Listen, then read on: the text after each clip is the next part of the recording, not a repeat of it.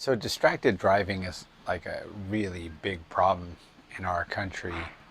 Just this week, a Georgia woman was distracted by her child in the back seat and ended up killing two people on a highway. In San Antonio, a truck driver wrecked his rig after he reached back for something and took his eyes off the road, and his 18-wheeler was destroyed. In Michigan, a distracted driver killed a man in another accident. The thing is, it's just so destructive on the road when we're not paying attention. But it's also that destructive when we're on the spiritual road, not paying attention. So we've been talking about this idea of body wisdom, the wisdom of different body parts. What does it mean to be wise in each of the areas? And we're in our third week, and this week we're talking about our ears, the ears that listen. And there's two ways to begin to say what it means to be wise in our hearing. And the first is to pay attention. This is a constant, steady drumbeat throughout Proverbs, throughout the wisdom literature, is that we're to pay attention to what's being said.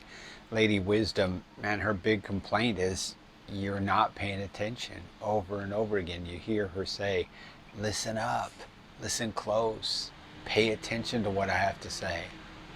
The second thing is focus. If we're going to pay attention, we have to really dial in and make sure that we're listening to the right thing.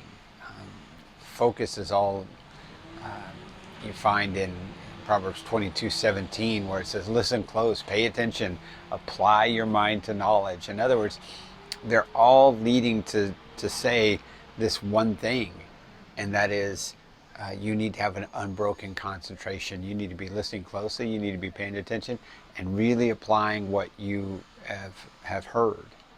So you have to keep that steady concentration, just like you have to keep your eyes on the road and keep paying attention when you're driving down the road. So you need that kind of attention when it comes to wisdom. It has to always be in front of you, and you always have to be giving it your undivided attention, because the moment that you don't, it's going to cost you. Now, I know you think on the road that you can get away with those things because you have in the past. And you may think you can get away with that when it comes to wisdom.